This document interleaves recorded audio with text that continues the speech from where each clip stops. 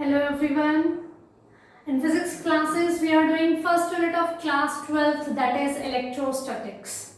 In our previous class we were discussing about electric flux and our today's topic is Gauss law.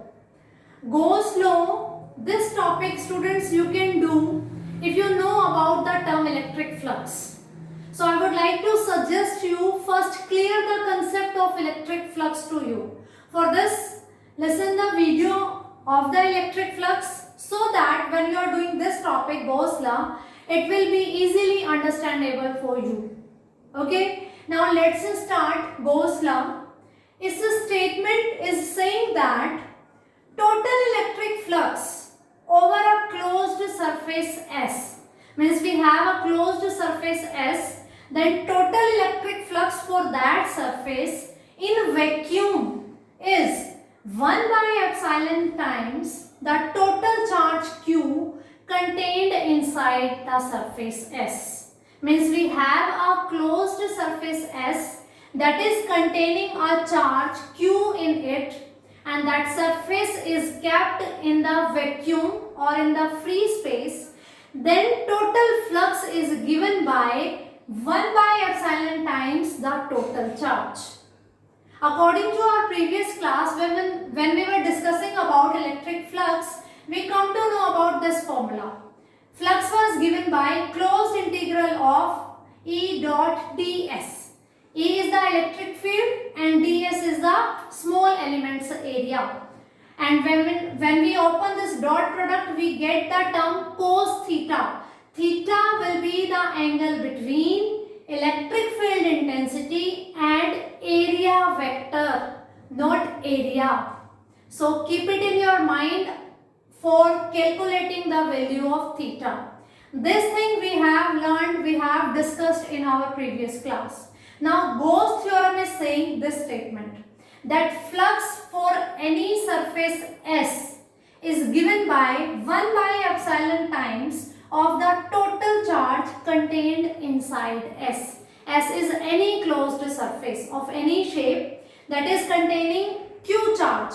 Then flux is given by Q by epsilon naught. And we know epsilon naught is absolute permittivity of free space of free vacuum. That's why we are using the word that closed surface is in vacuum, in free space. Okay, so let's start to prove this theorem. How can we prove that yes, flux is this much using this value, because this was the definition of electric flux. For this, let us consider a closed surface S. I am having a closed surface S. At its center O, it is having plus Q charge. I want to calculate electric flux of it. In our previous class, we have discussed if we have a closed surface, then we will calculate electric flux by addition of the electric flux of small elements. So we are going to consider this as is a combination of small elements. At its center, we have a plus Q charge. Plus Q charge, we know the electric field lines will be outward from it. And this field is an example of non-uniform electric field. And this one is the formula for electric field intensity due to a point charge. This thing we have already discussed in our previous classes. That if we have a point charge, a single charge, then electric field intensity is given by 1 by 4 pi epsilon naught Q upon R square. R is the distance between the charge and the observation point where we are observing, at which point we are calculating electric field intensity. And R vector is the direction of electric field intensity. As it is a positive charge, so direction of electric field intensity will be radially outwards. Okay, so let us consider a small element ds here. Before calculating the complete surface flux, we are taking a small element, and here is my observation point P. Okay, then according to this positive charge Q at P, electric field intensity will be given by this direction, because electric field lines from a positive charge are in outward direction. For this surface, if I want to draw area vector will be also always perpendicular towards the observer. Okay, so it is the direction of area vector. And from diagram, it is clear to you that area vector and electric field intensity both are parallel to each other. So, d phi means small flux. Small flux, why? Because I am calculating electric flux due to this small element only. It will be given by E dot ds.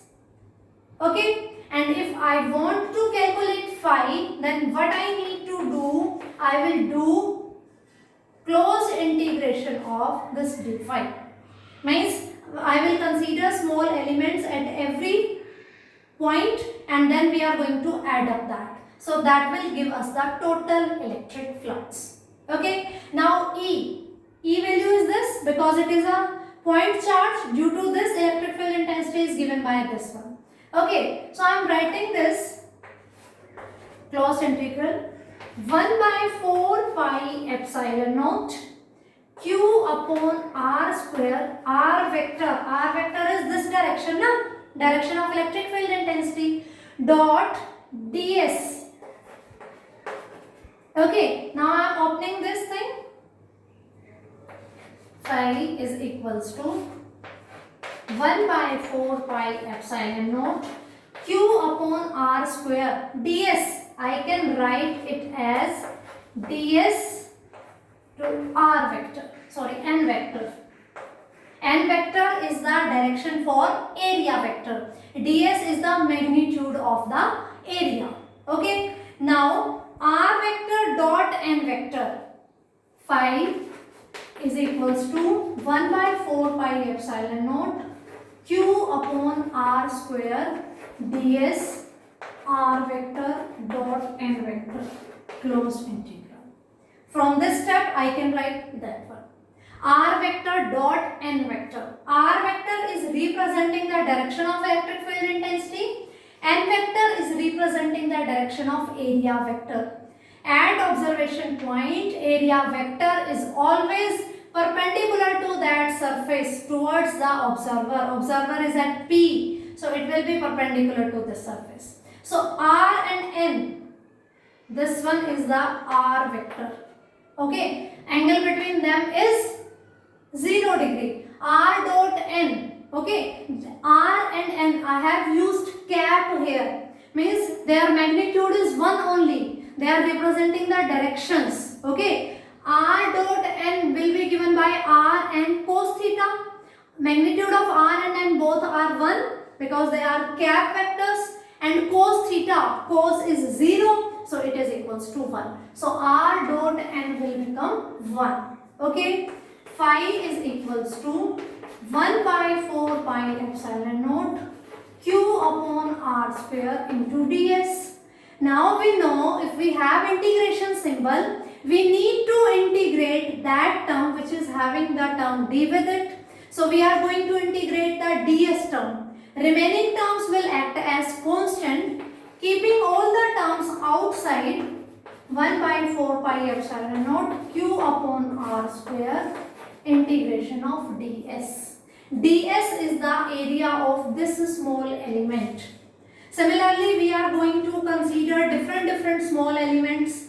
We are going to calculate their surface areas and then we are going to add up all. Means the total surface area of the closed surface. And it is a spherical shape.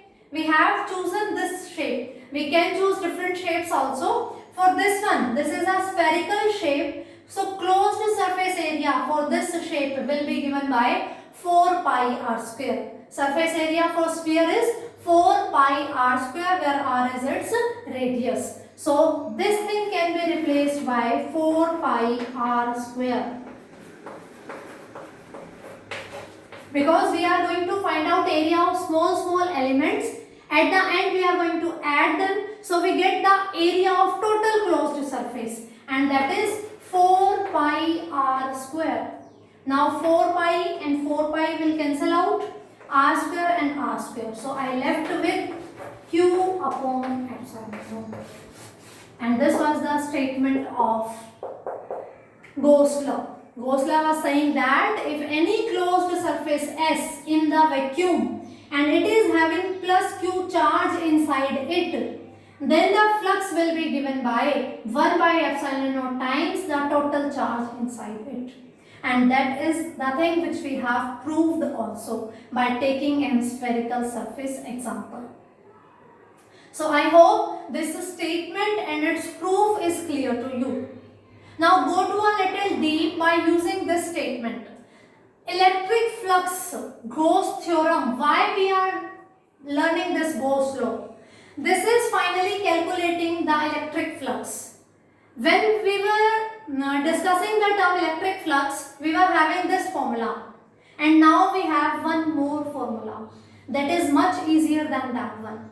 That means if we know about the value of charge only, that this closed surface S is having that much amount of charge, if we know the value of charge only, then just divide it by epsilon naught, absolute permittivity of the free space, we can directly find out the electric flux, which is easier than this one.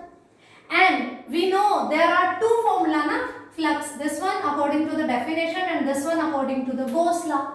If we know this term, we can compare it with this one and we can calculate electric field intensity also. So this Gauss law is also helpful for calculating electric field intensity. Flux we can calculate by using its result, and then comparing these two equations we can also find out the electric field intensity. And if we know the electric field intensity for a closed surface, that is a great job for us, because we can find out electric field intensity for a point charge, for a group of charges, for continuous charge distribution using superposition principle. But it is not applicable for every surface. For some complicated situations, for complicated figures, superposition principle is going to be really very complicated. We cannot calculate electric field intensity. But using the Gauss law, we can find out electric field intensity. Okay, so this is the main application of Gauss law, that we can find out electric field intensity. In our next classes, we are going to discuss the electric field intensity of various shapes using Gauss law, with the help of Gauss law. I want to say 1-2 points more about this thing. This is saying phi s is equals to q upon epsilon naught. This is the condition that our closed surface is in free space. Now suppose my closed surface is not in the free space, it is in any medium, then the only change will be phi will be equals to q upon epsilon m. Epsilon m is the absolute permittivity of that medium in which you have placed that closed surface. Okay, electric flux is given by q upon epsilon m if your surface is present in any medium other than the vacuum, other than the free space. Second thing, we have taken an example in which only one charge is there, plus q. Suppose we have a number of charges, q1, q2, q3, q4, then we are going to find out this total charge by algebraic sum of all the charges. If we have a closed surface that is having a number of charges, then we can calculate the total charge by algebraic sum. Then q will be given by q is equals to q1 plus q2 plus q3 up to so on qn. Suppose n number of charges are there. So phi will be equals to total algebraic sum of all the charges upon epsilon naught. So this flux, this Gauss law is applicable to all the conditions. Not like this कि only we have a positive charge. If we have a number of charges also, we are going to calculate net charge using algebraic sum of all the charges. The result is that here we need to place total charge of the system that you can calculate using this. Okay, and if you are having your closed surface not in the free space in a medium, then you can replace epsilon naught by epsilon m, absolute permittivity of that medium. I hope this is clear to you. During numericals, sometimes in questions it is given that here is q charge and here is minus 2q charge. Means outside the surface one charge is also present, minus q. It will not affect the result of Gauss law because it is saying that it is 1 by epsilon naught times the total charge contained inside S. Means it will consider that charge only which is inside the surface, not outside. If some charge is present outside also, it is only for disturbing your mind. That you will think here is q charge, here is minus 2q, so the resultant will be minus q. No. You need to consider for Gauss law only the charge which is placed inside the closed surface. The charge present outside is having no role in this Gauss law. I hope this Gauss law is clear to you. So, according to the definition of electric flux, we were having this term, and according to the Gauss law, we are having this one. By comparing these two, we can calculate electric field intensity for those surfaces which are having a complicated result using the superposition principle. I hope this is clear to you. For today, this is sufficient. In next classes, we are going to find out electric field intensity due to various shapes. Thank you.